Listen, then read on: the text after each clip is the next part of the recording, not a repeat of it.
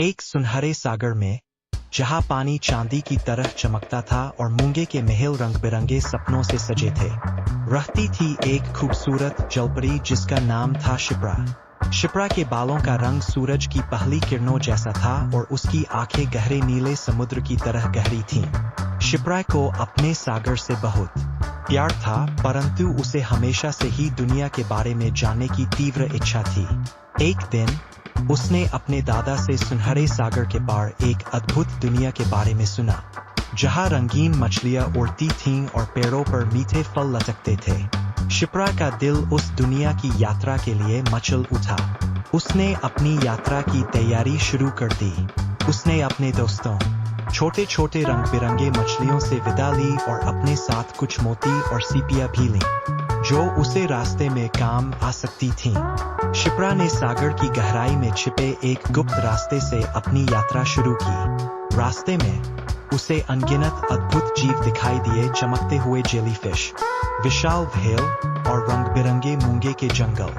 शिप्रा उनसे मिलकर बहुत खुश हुई और उसने उनसे बहुत कुछ सीखा।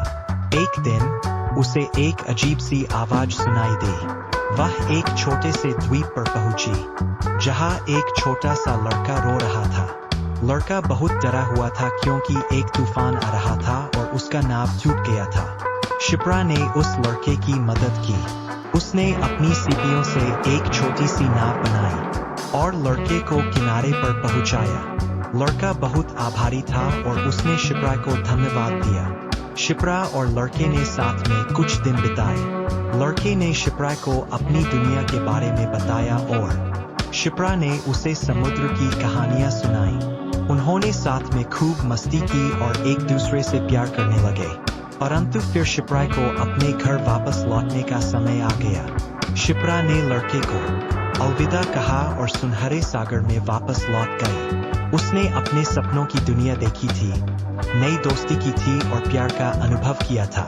शिप्रा अपने घर लौटकर बहुत खुश थी, क्योंकि उसे एहसास हुआ था कि सच्चा खजाना सिर्फ सुनहरे सिक्कों में नहीं, बल्कि यादों, दोस्ती और प्यार में छिपा होता है। उसकी यात्रा ने उसे सिखाया था कि दुनिया कितनी खूबसूरत और कितनी रहस्यमय है, और उसने अपने दिल में हमेशा के लिए एक अद्भुत कहानी संजो कर रख ली।